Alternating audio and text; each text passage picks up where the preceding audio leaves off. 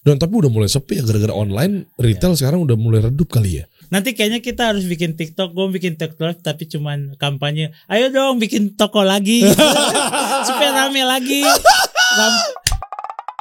Kita kasih solusi. Om Dendi 347 legendaris suhu. Saya harus salim dulu nih, salim. Guys, akhirnya saya bisa datengin juga nih founder 347 Eat. Apa tuh? Sempat Uncle juga namanya? Iya kan suka diganti-ganti mau-maunya aja. Nanti kita kupas ya guys bagaimana perjalanannya. Ini anak-anak Bandung dan sekitarnya tahu, bahkan udah mendunia ya. Kita ke Bandung, Dago, Riau, kiri Jalan Riau, sebelah kanan tuh Trunojoyo. Iya kan? Di depan sekolah. Sekolah apa dulu ya? Di depan sekolah Alusius. Oh iya. Iya. Maaf Om, deketan lagi Om. Siap. Nah, harus hati-hati nih sama beliau nih. Asik. Legend nih. Akhirnya nanti kita cari tahu perjuangannya dari zaman dulu sampai sekarang ini, bagaimana cara bangun bisnisnya. Pernah gak sih jatuh bangun? Ekosistem zaman dulu sama zaman sekarang udah beda nih Om. Lihat fenomenal, kok bisa-bisanya jual baju harga di bawah rata-rata. Gimana cara menyikapi dan bersaing dengan mereka. Terus sekarang ini banyak yang baru-baru. Strugglingnya gimana di 347? Kita bahas semuanya detail gimana Om? Boleh.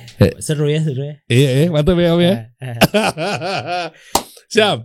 Om Dendi, kita mulai dari berangkat tahun 90 kali ya? 96.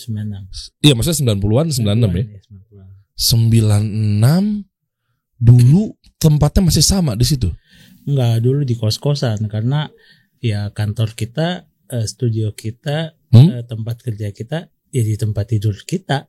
Jadi, dari situ ya? Dari situ. Jadi kita dulu pernah jadi kita tuh semua satu kos, satu interest, satu permainan. Kita suka main surfing, main skateboard gitu.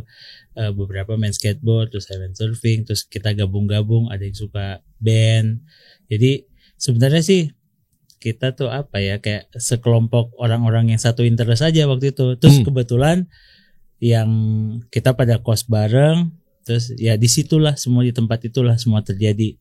Dan tempat makan kita itu nomornya 348, warung Indomie, warung mie instan lah gitu. Yang kayak dulu tuh mie instan yang ada warung Indomie, Warmindo. Iya, Warmindo. Nah, di situ semua itu kayak ruang rapat kita lah tiap malam gitu. Dekat rumah ya? Depannya? 348. Makanya pas kita lihat, oh berarti rumah kita tuh 347 gitu. Oh begitu aja udah. Semudah itu. Lah gue pikir itu gara-gara, kan ini kan lambangnya kan, coba kita lihat ya. Nih, angka 347, 236.000 centang biru. Guys, FYI, saya mau agak menyimpang dikit nih. Tadi saya ngobrol di off air. Saya pengajuan centang biru aja berkali-kali, pengajuan ke Instagram. Nyerahin KTP dan sebagainya gitu kan. Nggak ke-approve Om. Oh gitu. Nggak tahu. Om Dendi gimana cara centang birunya? Di akunnya coba dong Dan, lihat dong Dan, Dendi dan Darmawan apa Nah ini, itu centang biru gimana cara Om?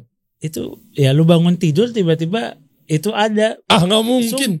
Sumpah. Majuan ke IG, tolong. Enggak. Request. Enggak, lu bangun tidur tiba-tiba ada. Gua nggak tahu, gua nggak pernah ini. Cuman mungkin apa ya, kayak ya itu tadi ya, kan semuanya dia kayak tiba-tiba aja. Pokoknya gue sih punya pengalaman tiba-tiba aja. Jadi, di refresh tiba-tiba udah centang biru. Sebelumnya mungkin ada terlibat dalam event. Mungkin atau? Ya gue pernah ada di eventnya Instagram mungkin ya. Jadi pembicara.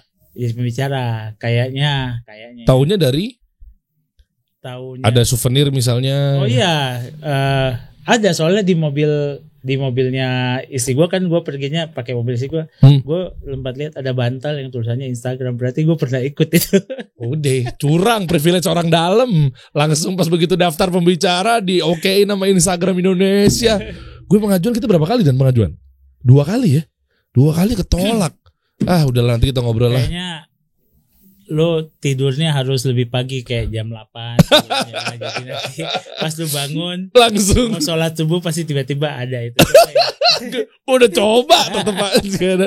Nah itu ya intermezzo lah. Anyway, intinya 347 lambangnya mangkok ya. Kita balik Iya. lagi ke 347 itu kan. Apa sih namanya, kayak wadah Ya, piring ya?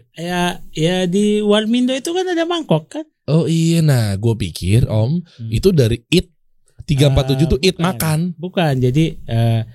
Jadi dulu tuh kalau surfing itu kalau ombak sudah mau jadi itu bentuknya kayak mangkok gitu. Di skateboard juga mungkin paling populer, lu lihat skateboard itu kayak pole gitu kan. Kan mangkok kan.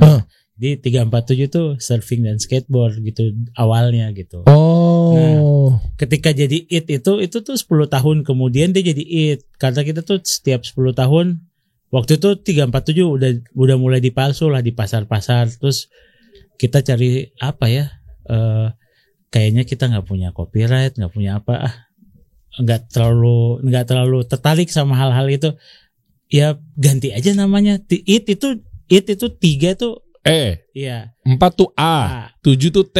Iya. Kalau dilihat-lihat kan, jadinya betul. it. Jadi Udah. itu diganti semudah itu gitu. Lah emang nggak ada haki, nggak daftarin haki? Waktu itu enggak, kayak ngapain lah. Lagian kita kan selalu berpikir, kebetulan nih kita tuh semuanya berangkat dari desainer, semuanya desainer. Kalau menurut gua kan desain tuh tiap hari tumbuh gitu, tiap hari berkembang gitu. Terus buat apa kita lindungi gitu? Oh. Kan dia akan hidup terus gitu. Ya tapi kan sekarang sistemnya first to file Om. Jadi siapa yang daftarin duluan di haki, tinggal ganti aja namanya karena hakinya itu ada di dalam diri kita sendiri. wah ngeri. Gua, gitu. Berbicara sama angkatan-angkatan legendaris guys, berbeda sama Anda, terutama mungkin saya juga yang mentalnya lembek. Iya. Beliau tuh berkarya dari hati, pakai hati. Iya. Untuk orang-orang yang menyukai dan mencintainya juga menggunakan pakai hati. Iya.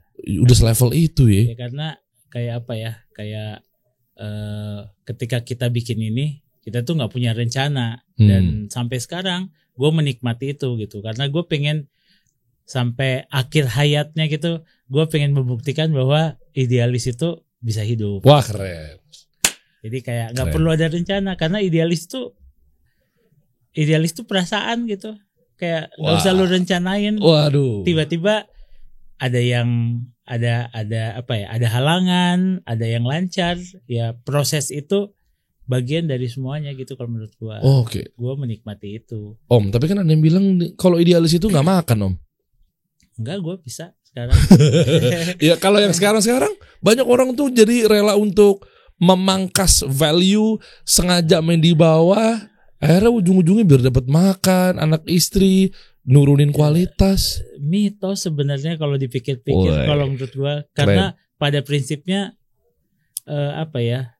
proses karya itu nggak pernah bohong sama lu gitu. Pasti hasil akhirnya tuh pasti terbaik kalau lu bener-bener ngerjain. Gue mau berkarya ya dari dulu gue juga memilih gue mau berkarya bukan berkarir gitu. Jadi kayak gue nggak pernah peduli sama hal-hal besar gitu yang hubungannya dengan kita harus berkarir sampai ke sana gitu. Karena goal gue bukan sampai ke sana. Jadi goal gue cuman yang penting hari ini ya gue sangat bersyukur sih jadi orang karena sampai hari ini apa yang gue kerjain gue nggak bisa bedain. Gue nih main cari duit tapi gue senang. Jadi kayak orang biasa stres sama kerjanya, gue paling nggak pernah stres karena ya itu yang gue dapat. Jadi kayak ternyata infrastruktur yang gue bangun sendiri dari ketika gue kuliah, gue pengen kerja, gue pengen berkarya. Intinya gue pengen berkarya, gue bukan mau berkarir. Jadi gue nggak pernah peduli dengan hal-hal besar gitu. Ya, keren juga ya. Gue pengennya berkarya bukan berkarir. Ya karena kalau berkarir lu ada goal gitu kayak lu harus besar sampai segini. Kalau berkarya enggak, cuman karya hari ini apa, karya hari besok apa, lusa apa, sederhana kan, pendek-pendek gitu. Tapi kan dengan ikhtiar yang tepat, dengan jalanin yang serius, hasil tadi kan berarti tergantung nih Allah ya. Artinya Allah mau kasihnya kayak gimana ya? Pasti, karena kan, karena lu kayak benar-benar kayak, gue melakukan aja gitu. Gue nggak pernah tahu dampaknya buat gue apa. Gitu. Oh, jadi biarkan aja, serahin aja sama Allah gitu ibaratnya. Serahin aja, karena ya sungguh-sungguh pasti beda gitu. Iya. Oh nice. Tapi gini Om, mundur dikit Om. Berarti dulu desain grafis, graphic designer di mana kampus? Gua dulu sebenarnya gua tuh seni grafis. Sekolah gua di ITB di Fakultas Seni Rupa, seni grafis. Oh, bukan graphic designer, beda ya main zaman sekarang? Bukan. Bukan. Seni. Kalau gua seni. Tapi kan gua akhirnya berkhianat menjadi desainer kan di awal-awal, karena karya gua tuh sebenarnya kan di seni grafis tuh berkarya kan, lu berkarya seni dan menjual hasil karyanya. Nah waktu itu gue berpikir karya grafis gue cukup di nggak perlu mahal-mahal gitu. Kayak lu beli t-shirt gue aja di situ ada karya gue gitu. Nah, awalnya gitu kan sama aja kan. Yeah. Cuman mungkin gue nggak akan pamerin karya gue di galeri gitu, karena ya gue langsung ke end user. Terus kayaknya lebih, waktu itu cita-cita gue juga memang lebih masif aja gitu kalau karya gue dipakai di sebuah t-shirt dan berkeliling kemana-mana menurut gue, dibanding dia diam di galeri. Dan waktu itu pilihan gue itu gitu, karena kan sebagai seorang seniman pasti pilihannya waktu itu gue dua, lu mau masuk di galeri atau lu mau ada di publik gitu. Nah gue pilihnya itu gitu, medianya itu produk waktu itu. Dan ya mungkin karena menjadi produk, kawin dengan produk, akhirnya bisa dibilang itu produk desain, bukan produk seni lah. Oke. Tapi udah kepikir belum Om? Ini akan nantinya gue pengen sukses, nggak asal berkarya aja kan? Kan gue pikir, kan gue bilang jalan aja udah. Gue selalu jangka pendek, karena punya rencana jangka pendek itu paling enak, percaya sama gue gitu. Masa? Iya, kalau lu punya rencana pendek-pendek, kayaknya lu menguasai semuanya gitu dibanding lu panjang gitu. Karena Oke, tapi kan di bisnis ada istilah financial modeling proyeksi 5 tahun ke depan. Nggak ada di kita nggak ada. ini menarik nih. Di kita nggak ada. Pendeknya sependek apa Om? Sependek cuman mikirin bulan depan kita kayak hari ini kita ngapain, besok kita ngapain, bulan depan apa yang kita lakukan kemarin gitu ya. Cuman sependek itu, terus rencana-rencananya bisa terjadi kayak semua yang dibikin sama 347 dulu bisa terjadi cuman gara-gara obrolan di warung aja, kayak bagus juga ya kita bikin kayak gini. Udah sikat bikin. Jadi ada yang jadi hal besar, ada yang jadi kecil gitu. Ya macam-macam gitu. Oh, oke. Dan pernah merasakan ketika lagi terpuruk-terpuruknya, jatuhnya mungkin di tahun-tahun berapa yang gila gue karya iya ya, tapi suatu sisi kok bini gue nggak makan ya. Misal kan terlalu idealis nih. Anak gue mau masuk sekolah lagi nih. Nah, berasa nggak buat para seniman? Kalau gue sih jadi kayak gue kan nggak pernah merencanakan, tapi kan gue selalu beradaptasi. Tahu nggak kalau ketika gue memutuskan untuk gue harus nikah gitu, waktu gue merasa gue udah cukup gitu. Jadi gue nggak pernah merencanakan kapan gue nikah, tapi pas waktunya gue udah cukup, kayaknya gue udah bisa dibilang gue mampu gitu. Akhirnya ya udah gue menikah, punya anak. Jadi kayak apa yang gue lakukan prosesnya, gue berusaha bahwa ini semua organik gitu, kayak nggak ada yang diatur, nggak sampai gue berteman pun punya sahabat apa, gue seorganik mungkin gitu. Jadi kayak makanya gue mudah-mudahan ya gue nggak punya musuh sedikit pun sampai sekarang, karena ya menurut gue semuanya gue tuh apa ya, gue pengen nikmati aja gitu. Sampai yang ketika 347 dipalsu gitu ya, kenapa kita ganti-ganti namanya? Kan ada nih misalnya adalah oknum lah apa atau aparat lah gitu. Mau nggak ini gue nemuin yang malsuin gini, kita sikat aja yuk, tapi nanti kompensasinya seperti ini nih. Oh ini email baliknya uang misalnya? Iya mungkin begitulah. Nanti kita urusin gitu terus? Nanti kita urusin, tapi ya gue pikir-pikir lagi. Terus apa yang harus? Ya kita kesana, kita ibaratnya kita gerebek, kita ambil semuanya, kita ini. Terus gue bilang berarti ada orang yang bakal merasa rugi besar ya gitu. Dan menurut gue dia pasti ada bosnya, berarti ada anak buahnya gitu. Wah berarti banyak yang sakit hati. Akhirnya kita udah nggak usah lah. Kenapa? Ya itu tadi, karena menurut gua uang segala macam bisa kita cari, tapi kalau lu harus punya musuh, itu susah banget. Itu lu nggak bisa tidur gitu. Iya, takutnya ntar anak kenapa-napa ya. Ya lu misalnya beresin, oh gila masalah gua beres, tapi besok anak lu hilang di sekolah. Kemana ya dia anak gua? Cari aman aja ya. Jadi kayak menurut gua kayak hal-hal itulah jadi kayak anaknya diculik gitu ya sama para oknum yang memang dia merasa dizolimi gara-gara udah malesuin 347, digerebek, dituntut. Iya. Karena ya itu tadi, karena menurut gua ya orang jahat juga ya ibaratnya lu kayak apa ya, kayak penjahat juga akan menjadi orang benar gitu di satu perspektif gitu. Ya bahayanya kalau dia udah menjadi orang benar kan, padahal udah jelas dia yang jahat. Tapi di satu perspektif dia, gue yang benar. Wah itu bahaya. Susah. Dia merasa diri dia benar, nggak bisa disalahin tuh. Iya itu yang bahaya. Jadi kayak gue menghindari aja gitu. Oh oke. Nah ini kan banyak macam rupa ya Om ya. Di tahun itu berarti ada berapa yang lagi naik dengan berbagai macam rupa brand-brand? Ya mungkin ada sebut aja angka aja misalnya. Di era tahun 96 itu. Banyak banget ya. Jadi kayak di 96 tuh kita mulai, terus berapa tahun kemudiannya teman-teman seangkatan gitu pada bikin karena satu interest lah tadi kan. Akhirnya kalau kita sih merasa oh keren banget ya, jadi banyak gitu. Jadi kayak sesuatu hal itu kalau masih kecil gitu bisa dibilang jadi apa ya? Mungkin dulu masih subculture gitu kalau bahasa kerennya. Kalau dia gede kan bisa jadi counter culture gitu kan. Dan itu yang terjadi gitu. Kayak apa ya, dari kita satu tiba-tiba ada lagi bikin akhirnya waktu itu di Bandung jadi banyak banget. Dan menurut gua kan jadi apa ya, jadi kayak ada movement gitu, kayak jadi seru gitu, toko di mana-mana gitu, orang jalan ke Bandung jadi gue pengen ke toko ini, ada kehidupan lah gitu. Bukan merasa saingan dengan adanya mereka di tahun itu? Ya itu ya mungkin bedanya sama sekarang lah ya, karena ikatan emosionalnya tinggi banget. Karena dulu kan belum ada media sosial, belum ada apa, handphone aja masih orang-orang yang kaya banget yang punya gitu kan. Jadi lu bener-bener harus silaturahmi, skin to skin sama orang gitu. Ya itu lu tega gak sih kalau lu pernah jabatan sama orang terus tiba-tiba lu harus berpikir buruk sama dia. Pernah jabat tangan loh sama dia. Pasti ada.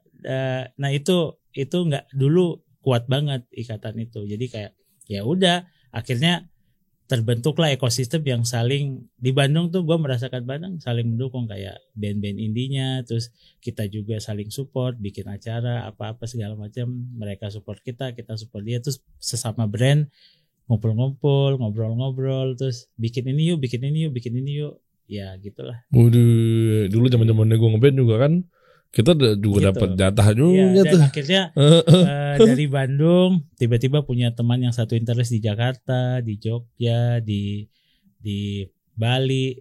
Pokoknya jadi kayak kita sebenarnya sekelompok, mungkin ya kayak gua analogi kayak anak-anak kitik tuh yang belum ketemu temannya tuh, tapi pas ketemu lu suka juga, akhirnya terjadilah itu khususnya senasional gitu. Jadi akhirnya senasional tuh terkumpul lah gitu. Menurut gua waktu itu tuh baru pengumpulan kayak ternyata lu suka ini hal ini, lu suka hal ini. Akhirnya jadilah movement itu yang mungkin sekarang mungkin ya kata-kata industri kreatif aja gue belum pernah dengar tuh zaman dulu. Masa iya nggak ada industri kreatif? Nggak ada lah zaman dulu. Nah baru sekarang aja. Nah menurut gua itu cikal bakalnya industri kreatif. Jadi kayak kita ketemu sama orang yang satu interest, terus lu ngapain ini, terus akhirnya menjadi nasional gitu, kayak networkingnya akhirnya nasional, kayak apa ya, cuman jadi kesukaan yang sama gitu. Kesukaannya ya mungkin ya itu berhubungannya dengan, kalau gue bilangnya kayak independent movement gitu. Jadi kayak itu benang merahnya gitu, kayak udah lu suka ini gas aja, lu suka ini gas aja. Support sistemnya kuat banget dulu berarti. Ya dulu, dan mungkin sekarang lah harusnya sekarang tuh dampak dari dulu sekarang harusnya udah ya bisa dilihat lah sekarang. Hal-hal ya ini mah kalau gue lihat nggak tahu benar apa nggak ya, tapi hal yang independen tuh kayak lebih seksi gitu, bisa terlihat. Iya kan? Terlihat lebih kuat, kayak lebih pondasinya lebih kuat gitu. Belum lagi kita bahas mengenai kalau anak-anak idealis, anak-anak independen yakin lebih kuat dengan eranya munculnya para kapitalis. Nanti kita bahas. Ada brand-brand clothing yang memang dia ternyata dekat dengan venture capital, investor misalnya, yang mindsetnya tuh bukan lagi profit, makanya dia bisa jual harga 70.000, 80.000. Iya kan? Nah itu nanti kita bahas tuh. Gimana cara melawan mereka yang sebenarnya keuntungannya nantinya untuk di investor selanjutnya karena fundraising apa segala macam kan. Gini Om, waktu itu modal berapa Om?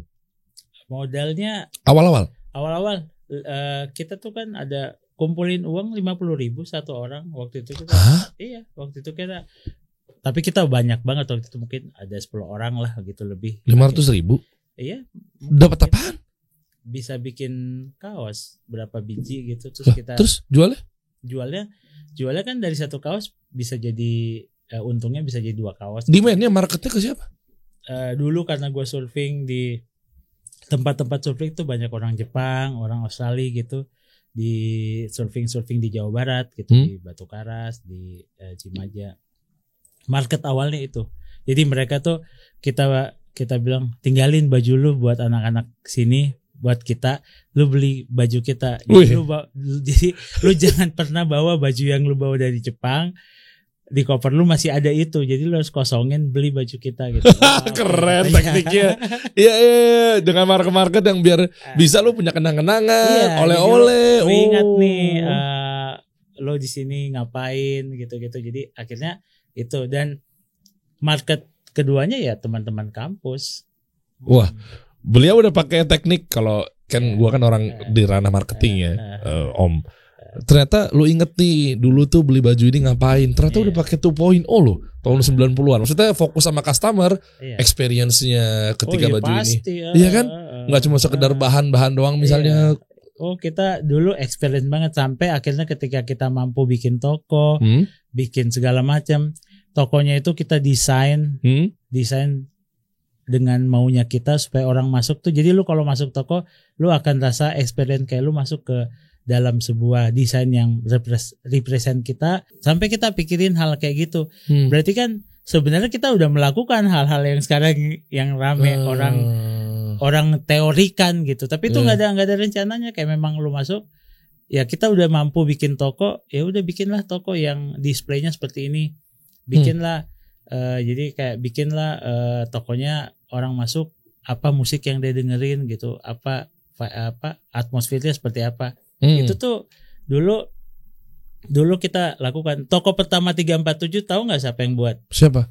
Tukangnya, bukan yang buat, yang desain kita. Tapi kita berhasil ekspatriat. Jadi yang ngerjain semua orang dari Prancis sama Paris. Emang iya? Iya. Dan dia orang interior di sana. Dan dibilang sini gue bikinin, karena dia kehabisan uang di pantai dan kita tinggal di kamar kos gue goblokan. Dan akhirnya gue bilang, lu ngabisin makanan gue, uang gue. Terus apa yang gue bisa lakukan? Gue belum dapat kiriman nih pada zaman itu. Kata dia harus pakai apa sih? Kayak apa sih kiriman uang luar negeri itu apa? Clearing apa sih? Bukannya kayak ya PayPal apa sih? Ya bukan, belum ada itu. Apa? Pokoknya pakai amplop gitu. Semacam apa ya? Union apa sih ada? Oh, Western Union. Nah, jadi dia harus nungguin itu dari kakaknya, yang kakaknya harus gue belum punya duit, tungguin aja di sana. Akhirnya tinggal di kosan kita. Dan dulu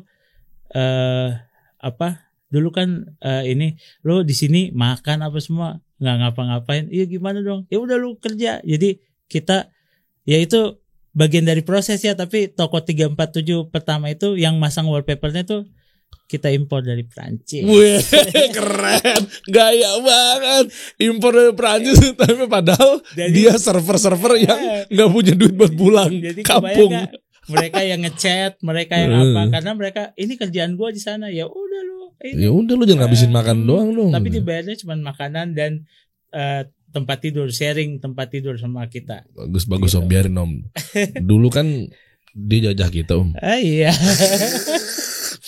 Sekarang kita suruh-suruh. Jadi ada ceritanya ya, toko pertamanya seperti itu.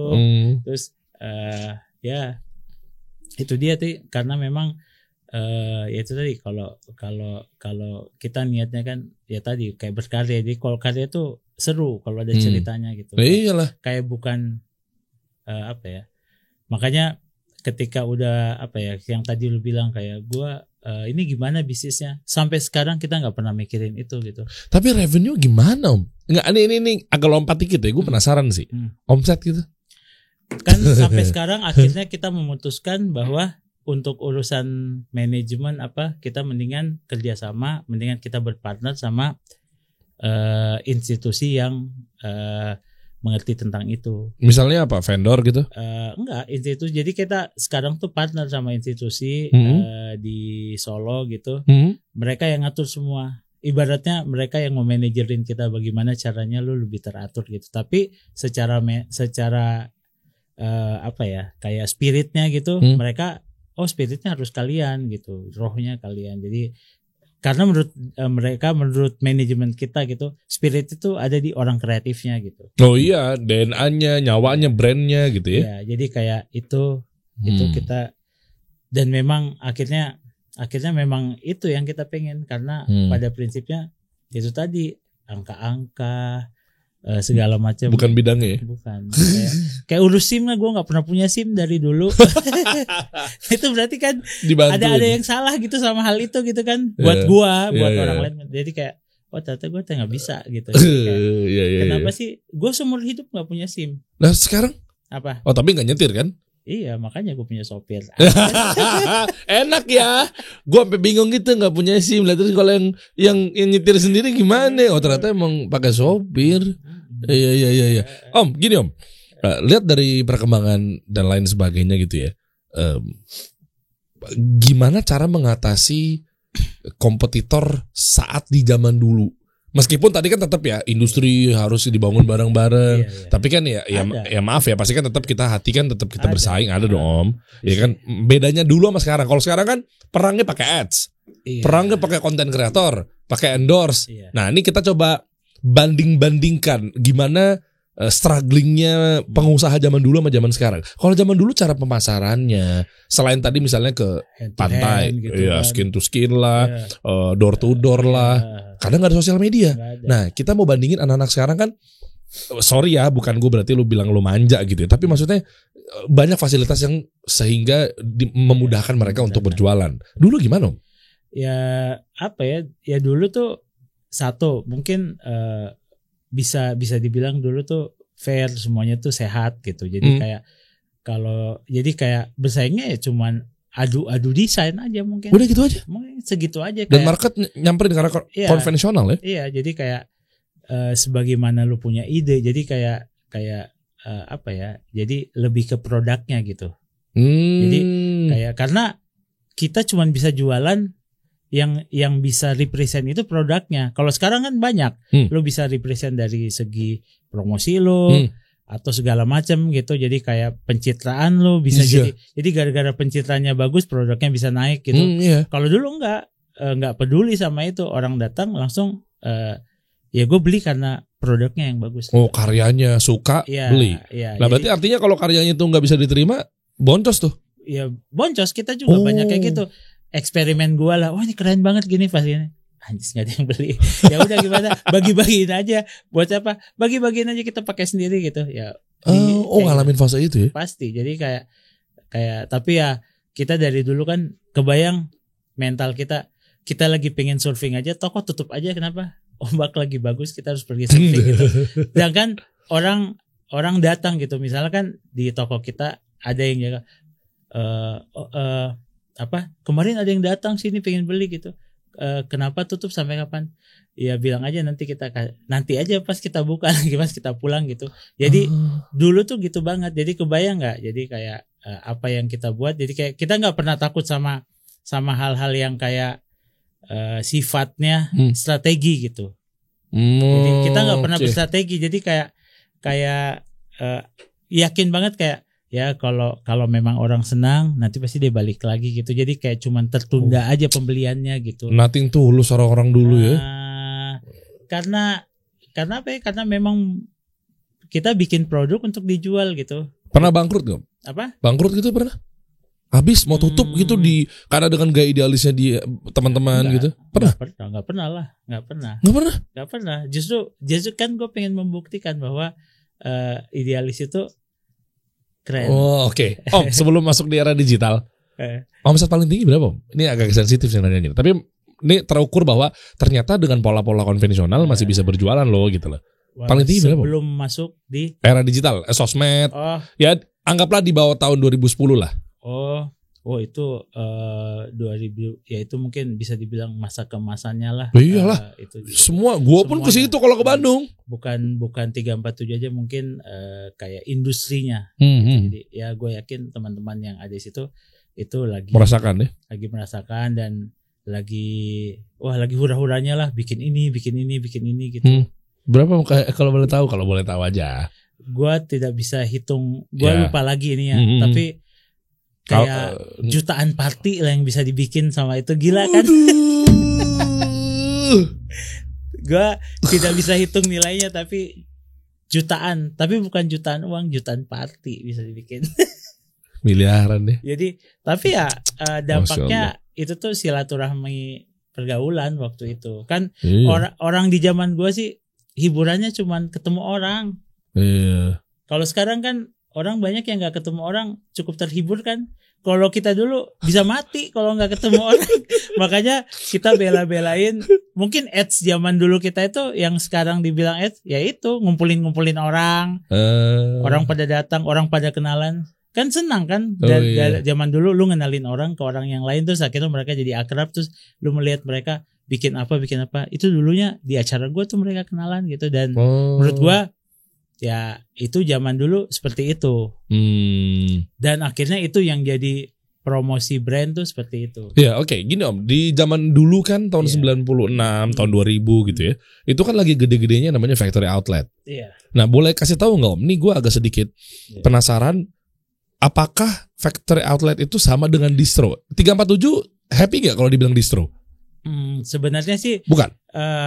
Ya hampir sama lah, itu cuman bahasa. Tapi kalau 347 kan brand. Kalau distro itu kayak satu toko yang mendistribusikan semua brand. Artinya 347 distro dong? Brand, harusnya brand. Oh gitu. Ya, karena beda lagi distro nih. Brand. Kalau distro itu kayak lu punya toko, lu menampung, mendistribusikan brand-brand teman lu. Termaksud lu mendistribusikan 347, berarti lu distro gitu. Berarti distributor dong, istilahnya. Mungkin gitu. Apa distro itu distributor? Iya, ya mungkin. Gua nggak tahu jelasnya sih, tiba-tiba kata-kata itu muncul gitu. Bukan gue yang bikin soalnya sih, udah yain aja.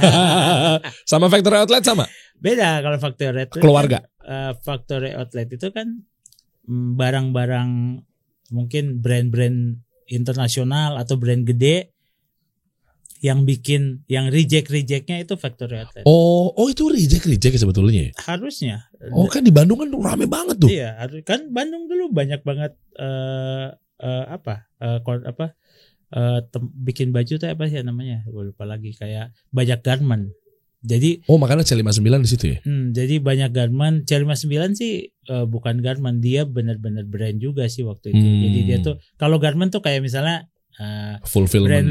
Brand luar datang, gue mau bikin di lo gitu di Indonesia. Dulu kan Indonesia tuh kayak tempatnya bikin semua brand-brand luar untuk dibawa ke seluruh dunia kan. Karena dia nggak punya tempat produksi ya? Iya, karena tempat produksi yang murah katanya waktu itu ya di Indonesia, dan kebetulan di Bandung tuh ya bisa dibilang pusatnya lah, infrastrukturnya ada di situ. Makanya kita itu bisa pertama kali mulai di Bandung kan, kita tuh kayak sekelompok desainer kan waktu itu kayak, duh kita ngapain ya, masa gue harus kerja gitu, ya kan gue tuh harus surfing, harus dan gue nggak mau kalau kehilangan momen itu gitu. Terus akhirnya ya itu tadi, kayak kita itu sebenarnya dari dulu mendesain itu kita manfaatin apa yang ada sekitarnya gitu. Jadi kayak kalau lu tahu kayak misalnya 347 pernah bikin sendal, itu yang masif banget yang kita bikin sendal. Tahu. Itu sampai kita sampai bingung gitu. Ini alhamdulillah banyak banget gitu yang demand-nya gitu kan.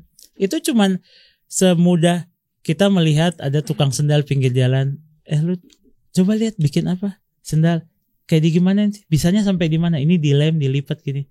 Oke, bikinin desain kayak gini. Jadi kita dulu tuh sebenarnya makanya kita sampai sekarang ya, kita tuh kayak ada tagline-nya, this is not made in China gitu. Bukan sarkastik ke Cina, cuman kita itu tuh kita pengen dalam hati kita bahwa kita harus balik lagi ke dulu bahwa kita desainer yang harus bekerja sama dengan craftsman gitu, kayak jadi orang-orang home industry. Jadi kita tuh manfaatin. Makanya lu kalau lihat desainnya 347 kenapa cuman sewarna ya, karena ya kita home industrinya cuma bisa segitu. Ngapain lu bikin desain yang susah-susah gitu? Guys, lo pernah berpikir gak sih, ini pengalamannya Om Dendi ini guys, kalau kita lihat-lihat ya, orang-orang memiliki mindset seperti beliau, andai saja misalnya, walaupun gak boleh berandai-andai, udah lewat gitu ya, tapi maksudnya artinya gini, pelajaran yang mau diambil, misalnya mindset itu masih ada di zaman sekarang. Lagi-lagi saya mau disclaimer, yang mau saya ucapkan ini teman-teman, ini bukan berarti menyudutkan pihak-pihak tertentu ya, atau mungkin gak setuju A, B, C, D, bukan, tapi dengan ada seperti ini kan ekonomi Indonesia kita jadi lebih maju, ya kan? Orang-orang yang pinggir jalan dipekerjakan, orang-orang yang mungkin tadinya merajut benang, apalah kain, apa segala macam, jadi ikut membantu dan dia dapat pekerjaan. Artinya gini, di zaman sekarang nih Om, di zaman sekarang ini dengan era beberapa pihak-pihak tertentu yang masuk ke Indonesia, mungkin dengan tujuan-tujuan tertentu, sehingga seakan-akan itu maaf ya, merusak market.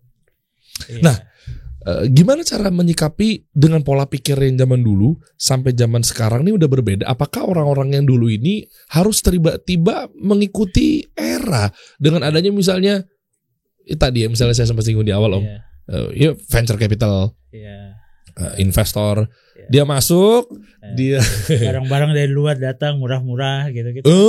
Itu luar. Belum lagi memang orang yang di dalam ini memang di-create buat untuk market leader, disuntik, bakar duit, fundraising, valuasi, udah nggak mikirin lagi kualitas atau mungkin intinya market leader ya. Iya benar. Sampai ujung-ujungnya IPO, terus valuasinya gede, untungnya di situ. Gimana Om? Satu-satu kita bahas deh. Ya kalau gue sih jadi kayak apa ya? Kayak mungkin ya ini proses, gue juga udah proses panjang gitu kan. Ya alhamdulillah gue udah pernah merasakan, gue sih udah pernah merasakan hasilnya berapa kali gitu kan. Oke, mantap. Jadi dari segi ini ya udah mungkin sekarang gamesnya buat lu deh gitu. Ada perasaan itu sebenarnya. Serius seikhlas itu? Ada kayak ya udah gamesnya memang kayak gini sekarang. Gue bilang tapi gue sih tidak berusaha belajar dengan. Kenapa? Karena menurut gue gamenya beda sama gue gitu. Jadi kayak gue percaya bahwa kayak gue kalau harus ikut games yang sekarang, kayak gue kayak gue ikan air asin yang harus hidup di danau gitu. Jadi kayak akan tersiksa gitu. Makanya kita tahu diri. Akhirnya sekarang misalnya kita akhirnya kerjasama dengan institusi yang menurut kita kapasitasnya bisa untuk ikutan game itu. Oke, gamenya apa ini maksud Om? Ya game mungkin bakar duit. Ya cara marketingnya segala macam kan itu kayak beda liga aja sama kita gitu, sama gua gitu. Gua kayak sebenarnya yang lu jual ini produk atau nanti lu berharap valuasi perusahaan lu tinggi gitu. Itu kan akhirnya kalau Om ada Dendi pertanyaan-pertanyaan gitu kan. Kalau Om Dendi udah speak up nih, ngeri. Jadi pengen nyebut merek. Enggak terus. Ya jadi kan akhirnya ya buat gue sih ya mungkin gue juga lihat idola-idola gue gitu kalau di luar negeri gitu. Mereka tetap bikin karya kok gitu. Tenang aja gitu. Gue takutnya kan kayak berusaha bagaimana caranya kayak balik lagi gitu bahwa udah itu game itu dia kita itu game yang berbeda gitu. Jadi kayak liganya aja beda gitu. Liganya aja beda. Tapi kalau yang brand-brand zaman dulu nggak mau adaptif gitu ya, artinya nggak mau adaptasi lebih lanjut. Lah kalau kegerus hilang yang sudah capek-capek dibangun sekian puluh tahun, total berapa berarti 347 berapa tahun? 26 tahun. Nah 26 tahun ya maaf ya, banyak juga loh yang tiba-tiba tutup. Iya. Ya kan mungkin dia udah kuat tapi dia nggak mau berusaha untuk menurunkan grade lah dengan di zaman sekarang ini. Itu gimana Om? Yakin tuh mau hilang begitu aja brand? Sebenarnya sih yang tadi gue bilang, akhirnya kita harus, ya gue sih mengakui bahwa harus belajar kan dengan hal-hal baru sekarang kan. Tapi kalau dari gue sendiri sih gue belajar tapi gue nggak mau meninggalkan yang lama karena gue percaya banget yang lama itu rootsnya gitu. Jadi kayak apa ya tadi kayak kayak gue masih punya cita-cita yang suatu hari nanti gue punya toko yang pas lu datang lu akan ketemu lagi sama gue gitu yang melayani lu gitu. Dan itu yakin akan kembali lagi era itu? Menurut gue akan kembali karena pada prinsipnya orang tuh suka ketemu sama orang gitu. Ini manusia makhluk sosial, Iya. sehingga harus ada touchy di situ, harus ada duduk, nggak bisa dipaksakan online. Iya, sekarang kalau online merajalela dan akhirnya menutup semua itu infrastruktur yang dulu kita bangun, ekosistem mati berarti kota, nggak ada itu kota, kehidupan kota, kehidupan retail apa hilang dong semuanya, nggak ada, nggak mungkin kan? Jadi kayak ini mungkin kalau gue bilang ini cuman ya kayak apa ya, kayak bisa dibilang gue pribadi gue nggak percaya ini apa ya, ini adalah selamanya akan begini? Iya, gue nggak percaya karena ini mah cuman kayak proses yang harus dijalanin aja. Pada prinsipnya nanti balik lagi. Nggak mungkin kita bisa dijauhi. Sekarang aja kita lagi gimana dong kita pada jauh-jauhan gitu dengan adanya semua fasilitas yang gampang. Suatu hari nanti lu nggak tahu ya, lu mungkin ya akan kangen aja, nggak bisa nih ternyata kita tuh. Iya. Se-online kita pesan makanan, ujung-ujungnya kita juga butuh restoran untuk ngobrol, tukar pikiran dan lain sebagainya. Tapi gini Om, menurut Om Dendi nih, selaku legendaris lah di dunia clothing line gitu ya, maaf gitu ya, tanpa mengurangi rasa hormat buat anda-anda yang ternyata memiliki tujuan yang akan saya sebutkan ini adalah mereka salah nggak dengan hadir tapi merubah dan merusak ekosistem yang tadinya udah dibangun, terus sekarang tiba-tiba hancur untuk kepentingan semata? Ya kayak sebenarnya dari segi bisnis mereka sangat tidak salah. Tapi ini kayak ngomongin ada tambang yang ngerusak laut gitu, udah gitu aja ekosistemnya hancur. Tapi tambang itu secara bisnis benar, dia menghasilkan uang, mempekerjakan orang, sama aja. Cuman ada satu yang dibunuh, ada satu yang harus berkorban gitu. Wow, siapa yang berkorban Om? Ya ekosistem yang dulu kita bangun sebenarnya. Rusak dong ekosistemnya. Rusak. Ya gua sebenarnya gua tuh bisa dibilang bukan saksi hidup, pelaku bahwa bikin retail indie gitu yang lu punya duit lu bisa bikin toko gitu. Menurut gue tuh indie banget kan. Ya retail itu, dan sekarang akhirnya retail itu bisa jadi ditinggalkan dengan adanya ya itu kan ekosistem lama kan. Kayak konvensional lah, lu harus kesana beli gitu.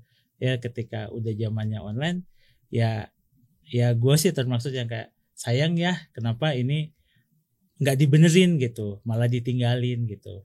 Caranya gimana? Karena pelakunya aja udah beda. Nggak ngerti ya, makanya ya kepentingannya. Ya makanya kalau gue sih kayak merasanya itu kayak sayang banget ya. Kenapa sih sesuatu yang udah terjadi nggak diterusin gitu, tapi malah ditinggalin gitu. Apa kira-kira Om kepentingan ini terjadi dengan adanya perubahan-perubahan yang memang sebenarnya merubah atau merusak ekosistem ini? Tujuannya apa sih? Sebenarnya kan sorry Om, dekatan dikit Om. Sebenarnya kan yang kita bikin dulu tuh karena memang zaman itu pokoknya semakin kita kalau lihat sejarah gitu, dulu tuh orang hidup tuh kan susah gitu kan. Maksudnya segala sesuatu tuh harus ada effort gitu.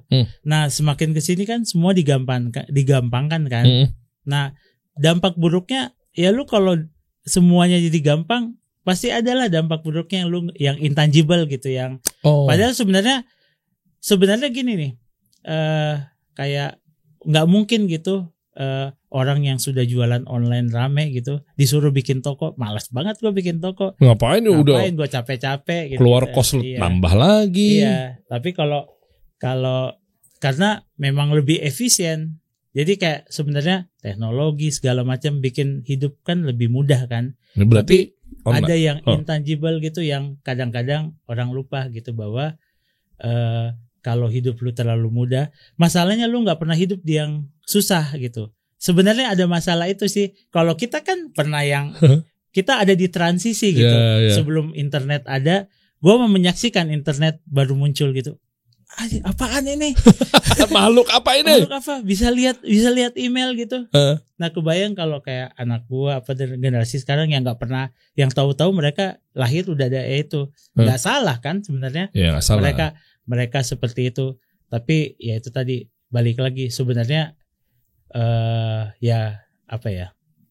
Kalau sejarah mah kan pasti nanti sesuatu tuh pasti berulang. Terulang. Gue percaya itu sih. Okay. Jadi reinkarnasi gue nggak percaya, tapi kalau itu sesuatu terulang gue percaya gitu. Karena kalau reinkarnasi kan gue nggak tahu sih, gue nggak percaya karena sama. Apa yang buktikan gitu. Iya, nggak ada. Tapi kalau tren itu benar ada. Makanya buktinya. ada istilah 80s, 90s gitu ya. Tren tuh bakal mutar gitu. Jadi kayak nggak tahu nanti kangen kali orang sama hal-hal yang kita bikin dulu, kayak bikin toko yuk, bikin lucu-lucu toko, terus kita jaga yuk di toko kita ini udah terlalu ini. Gitu. Oke. Dan solusinya gimana buat teman-teman yang baru mau mulai saat ini untuk bangun clothing atau brand lah, terutama nyebut apa sih clothing lain ya? Clothing brand. Iya brand lah, mungkin brand kan. Brand ya. Clothing brand. Iya. Brand. Clothing brand ya. Kan. Itu gimana ya mulai sekarang? Maksudnya ikut ekosistem yang sekarang atau maksudnya ikut ekosistem sekarang dengan kelemahannya ya. Yeah. Kayak misalnya lo harus ketemu perang harga di marketplace. Kita lihat sekarang ya. Mau nggak mau lo ketemu dengan harga yang produksinya aja udah segini, lah gue mau jual berapa? Iya benar. Atau tetap pede kayak pola zaman pada umumnya yang dulu atau konvensional. Untuk lo lebih sehat, nggak deg-degan, ada gap marginnya, ada nafasnya, nggak kejar-kejaran untung 1.000-2.000 om. Iya pilih mana kira-kira yang lebih efektif? Sebenarnya sih ya kalau apa ya, kalau bijaknya itu balik lagi ke orangnya kan. Kayak lu mau nyari duit atau lu pengen karya lu dinikmati orang, lu pilihannya gitu aja gitu. Kalau tadi karena lu menjadi konvensional kayak dulu, kalau memang lu yakin sama karya lu pasti apa ya, ekspektasi lu beda gitu. Jadi kayak gini nih, kayak hari ini lu dapat duit 100.000 sama tetangga lu dapat uang 1 juta, tapi karena 1 jutanya itu bukan gaya lu gitu, pasti lu juga nggak akan ini juga kayak biasa aja, gue lebih bangga sama gue yang 100.000 ini. Iya lagi. Kayak gitu. Kalau udah ngomongin karya begitu ya. Ya kayak gitu. Dapat sedikit tapi lebih happy, lebih rilis, lebih plong. Iya, tapi kan beda-beda kan, kayak ada orang yang memang happy-nya kalau dapat banyak. Kan ya beda lagi. Jadi ini udah ngomongin manusia gitu, ngomongin apa ya? Ngomongin manusia tuh kan beda-beda gitu. Jadi kayak gue sih tetap tidak ada yang salah gitu, tidak ada yang harus, tapi lu harus, kalau buat yang lagi mau bikin ya, lu harus yakin lu tuh sebenarnya siapa gitu. Kayak lu si A atau si B gitu. Lu pengen jadi orang apa yang pengen susah-susah, tapi yang lu harapkan apa ya, karya lu bener-bener represent lu, atau lu mau pengen enggak, semua bisa diatur, bisa efisien, bisa cepat kita jalannya gitu aja sih. Dua-dua pilihan itu ya. Dua-dua pilihan. Lu pengen pakai mobil balap atau cuman pengen pakai mobil van yang ketawa-ketawa di dalam mobil itu gitu. ya, tapi gini om, melihat tren sekarang gimana ya? Kalau desain. Ini bocoran juga nih, kira-kira 347 apa dengan tetap dengan idealis ya di tahun yang dulu. Kita lihat sambil lihat dong. Ya, atau memang nggak bisa dipungkirin bahwa anak-anak sekarang tuh demennya kayak begini misal. Kalau 347 itu kan sebenarnya kalau kita lihat idealis dulunya sih udah pasti ada, karena dulu tuh 347 tuh desain-desainnya tuh semuanya tuh efektif gitu, kayak cuman satu warna gitu.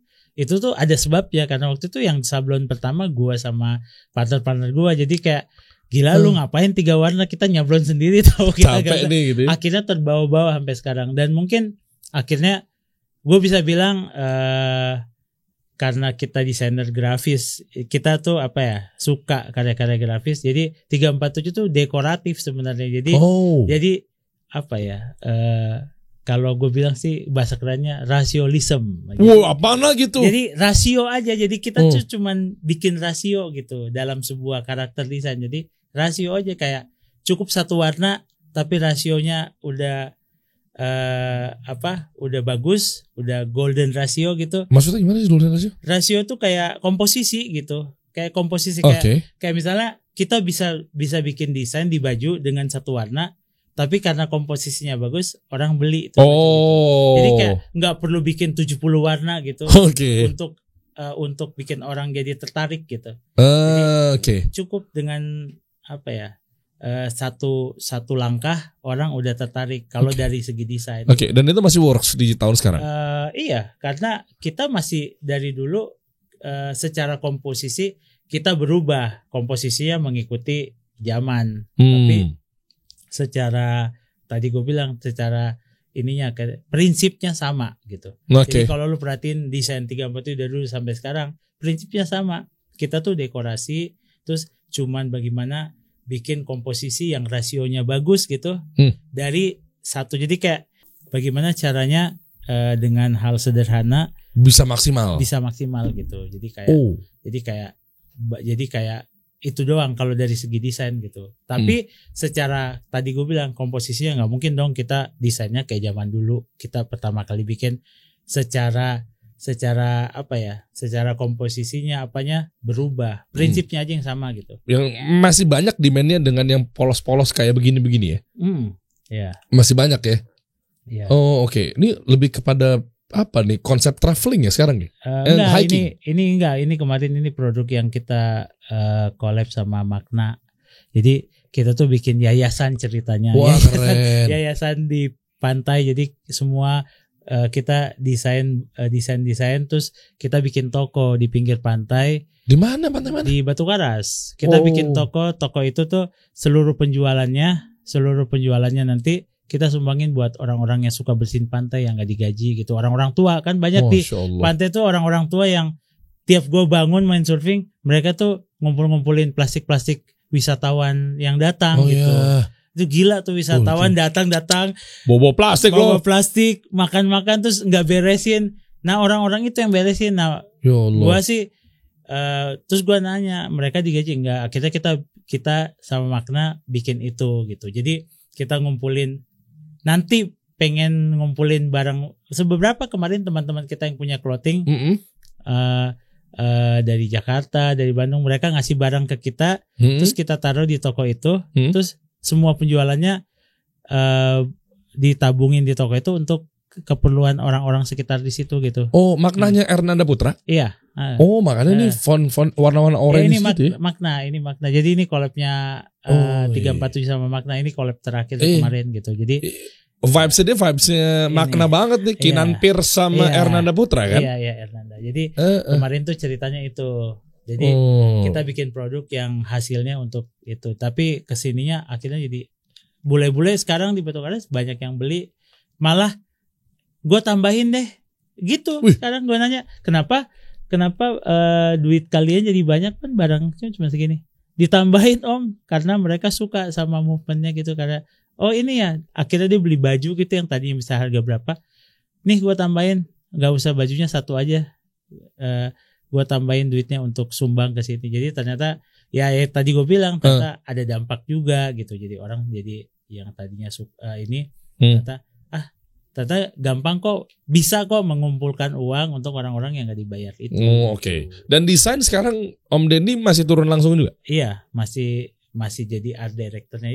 Gue tuh masih jadi CEO, masih jadi art director, masih jadi semua tuh masih minta ACC ke gue lah gitu. Ini bisa nggak? Ini bisa gak? Tapi nggak apa-apa, gue menikmati kok. Kan 347 tuh punya nih based on a true story. Jadi kayak pokoknya sampai sekarang sih gue masih pengen orang yang beli 347 tuh dia masih benar-benar dapat karya kita gitu. Karena 347 dulu pernah ya kenapa tokonya tutup di awal-awal gitu. Pas kita kalau lagi udah musim ombak gitu yang pikirannya selalu mau surfing itu udah malas kerja gitu. Terus kenapa kita tutup? Karena menurut kita daripada kita desain asal, udah tunggu deh abis kita surfing fresh, gue bikin desain buat lo. Jadi kayak dari dulu cita-citanya nyampe tuh desain ke tangan orang kayak bener-bener ini kita bikin serius loh, bukan sekedar kayak bikin-bikin aja. toh ada demand gitu. Enggak. Ush. Jadi kayak, Bayangin guys, beliau maaf ya Om ya, umur setengah abad. Bener gak Om? iya. Iya kan? Tapi masih aktif, produktif, art director, CEO semua dirangkap. Iya. Ya, Jangan manja anak-anak sekarang. ya. Karena dulu gitu kayak kan kayak 347. Gue pernah jadi semuanya ada di 347 sama partner gue juga. Jadi kayak kita pernah jadi office boy-nya, kita pernah jadi penjaga tokonya, kita menjadi tukang sablonnya, kita pernah jadi semuanya lah, sampai pernah menjahit gitu. Oh. Tapi kan pernah. Jadi sampai sekarang tuh ya apa yang kita nggak bisa tinggalin ya cuma ngedirect, nggak bisa. Menikmati jerih payah juga ya. Sekarang Masya Allah ya. Iya. Jadi kan ya kayak ya apa namanya? Kayak 347 gue sih mentalnya kayak teman-teman gue tuh, kita tuh kalau bikin 347 kayak band gitu, kayak bikin dari 347 jadi it, jadi yang tuh kayak album-albumnya gitu. Album paling kegelapan tuh pas jadi it, itu kita psychedelic banget kan, jadi tukang party gitu. Bayangin kalau lu anak muda, uang banyak, waktu banyak, nggak punya tanggung jawab, party terus, itu psychedelic banget hidup gua di situ. Ya. Sekarang gua udah dewasa kan? Udah dewasa. Coba dong lihat dong, penasaran nih 347 yang sekarang nih guys. Wah mantap ya. Shopee Malaysia please. Malaysia. Permintaannya dahsyat. Tuh dilema, bukan orang Bandung. Jadi emang harus ke Bandung mau beli enggak kan? Ini oh iya mesti dia ke Batu Aras ya. Iya, coba close dong. Dan mau lihat dong sekarang. Waduh. Store-nya masih di Trunojoyo, Om? Trunojoyo, masih. Mau dipindahin rencana? Enggak. Masih situ ya? Udah ada banyak jimatnya. Enggak mungkin dipindahin. Kan gue konvensional bisnisnya. Harus apa ya?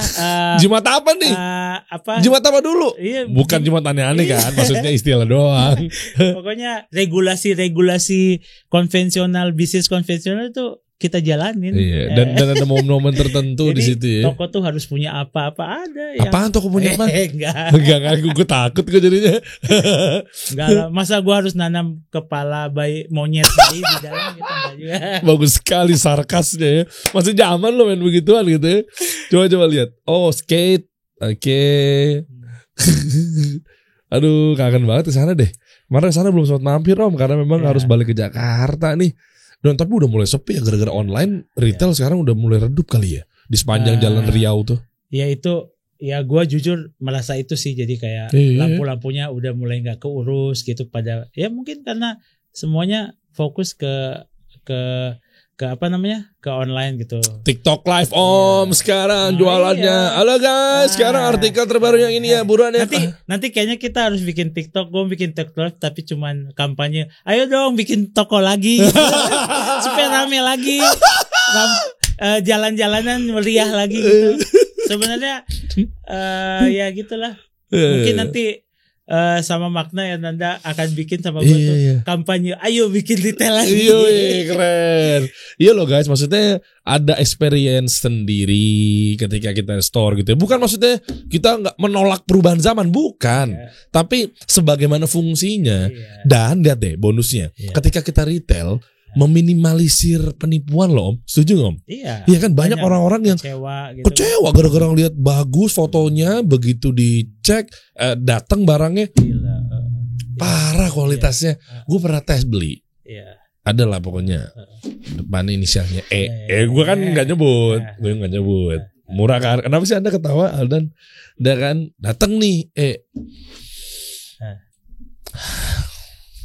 Emang begitu ya? Nggak, saya mau tabayun Om. Emang begitu ya Om ya? Nggak tahu, mungkin kalau bahannya gitu. Kalau akhirnya harus bikin produk yang murah, ya nggak ada jalan lain kecuali kualitas pasti turun gitu. Pasti ya. Itu udah. Beda loh. Gue dulu ke 347 atau mungkin ke Disroy atau mungkin clothing line yang ada di Bandung. Zaman-zaman dulu lah. Pas lihat, kan biasa gini ya. Lihat video gambar visual zaman dulu, zaman sekarang, gue dulu main Sega, main Nintendo jelek banget ternyata visualnya, kan gitu ya. Karena kita terbiasa sekarang dimanjakan dengan 3D, 4D apa segala macam. Harusnya kan naik, tapi kan zaman dulu jebret kualitasnya. Pas sekarang, lah kok sekarang jualannya jadi kayak begini ya? Kan harusnya kebalik ya. Lu di zaman sekarang harusnya lu upgrade dong. Iya, dengan harusnya. segala kualitas. Lah, jadi kayak ini sebenarnya yang tahun 2000 sama tahun 2022 yang mana ya? Iya. Ya itu. Gimana ya, Om? Ya itu ininya lah, itu apa namanya? Itu dampaknya gitu. Makanya ini sebenarnya kan gue bisa bilang lah gitu, kalau di industri ini sekarang yang lagi jadi lead itu adalah marketing gitu. Orang marketing tuh lagi jadi lead di industri yang sebenarnya ini rootsnya desain gitu. Jadi sebanyak-banyaknya bisa nge-grab market, ya, apapun konsekuensinya apapun. Dia yang menang. Bukan di sebenarnya kalau gue lihat bukan di clothing aja kan, ya lu bisa lihat lah di F&B apa segala macam gitu, kayak ya apa lu suka bakmi apa gitu yang dari dulu tokonya cuma satu gitu. Kenapa nggak buka-buka cabang? Nggak bisa, gue mah di sini aja, nggak ada waktu, gue ini doang. Berarti betapa soulnya kan? Iya betul. Tapi yang banyak cabang, franchise gitu. Ya itu yang menang sekarang. Tapi kan ya memang benar, memang liganya, memang gamenya sekarang ya milik marketing gitu. Jadi marketing akan menguasai dunia. Wow, udah mulai tajam pembahasannya guys. Ya tapi gue cukup enjoy sih sama bahwa gue tuh makers, gue tuh desainer, jadi ya sudah gitu. Memang gue cuma punya ekspektasi ini, nggak pengen juga jadi ikutin hal itu, karena memang gue nggak ngerti kok tentang itu gitu. Kayak dunia marketing apa gue nggak ngerti. Serain aja mahlinya. Biarin aja. Ya sekarang kita lagi gitu, kayak cobain aja gitu. Cuman sebenarnya ya itu tadi. Tapi untungnya juga sih gue udah keburu kaya duluan jadi. Udah di mana-mana legend sih boleh lah ya. Mau ngebantah gimana? Jadi gue gak terlalu peduli sama hal-hal itu gitu. Jadi curang udah jadi sultan duluan doi. Lu tahu nggak apa cita-cita gue? Apa? Gue cuman pengen punya retail kecil di pinggir pantai. Kalau gue berpanjang ya. Amin ya Allah. Enggak semuanya cuman dicatat pembelian dari kertas gitu. Terus? Dan toko itu bakal buka kalau gua ada, jadi gua yang jaga gitu. Gua akan tutup karena gua nggak mau punya karyawan. Karena gua pingin. Tapi toko itu nanti adanya di kampung jauh lah. Tapi lu mungkin orang-orang yang interest bakal kok bisa ada barang itu di sini gitu. Langsung netizen rame nih ntar nih. Lu mah enak Om, udah kaya. Bisa sembarangan. Kita nih Om. Langsung nih pada bekor nih, gua tahu banget nih. Om, lu nggak mikirin nasib kami. Gimana tuh Om? Ya sebenarnya kan apa ya namanya? Ya tadi sebenarnya dari awal kita udah bahas kan. Ini cuman semuanya masalahnya. Yang pasti kalau kita mau bergerak gitu, kita mau, maksudnya apa yang ada di pikiran kita yakin. Gue nggak pernah percaya bahwa keyakinan itu palsu gitu, karena pasti asli, karena pasti keyakinan mah itu ada dari dalam kita kan. Iya, kita berprasangka baik apapun gitu ya. Jadi itu mah jangan lu ragukan gitu, jadi lu jalanin aja. Karena tapi ekspektasi lu aja yang beda-beda. Jadi lu jangan pernah lihat yang gimana-gimana.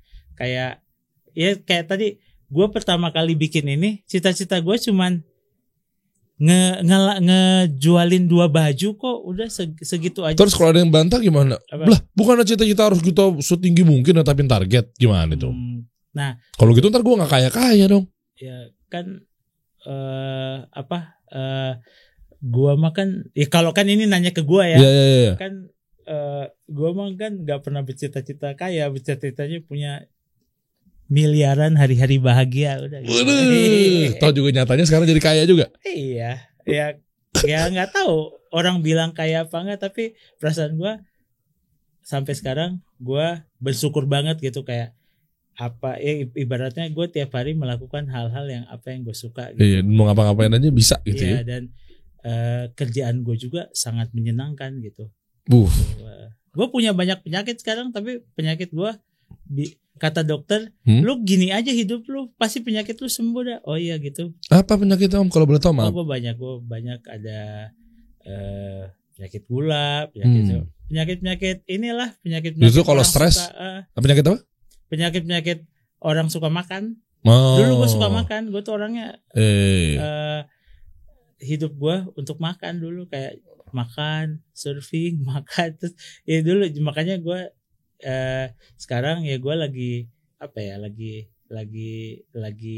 menurut gue obatnya cuman ya lu lakukan aja fun, jangan stres, karena tingkat stres tuh pasti naikin penyakit juga tuh ya. Nanti lu buat apa lu stres untuk beli obat juga gitu nantinya gitu. Wih. Jadi tapi jangan juga minum obat kalau lu nggak sakit. Anak-anak tahun 2000 tuh suka minum obat tapi nggak sakit gitu. Obat apa Tom? Kalau boleh tahu Om.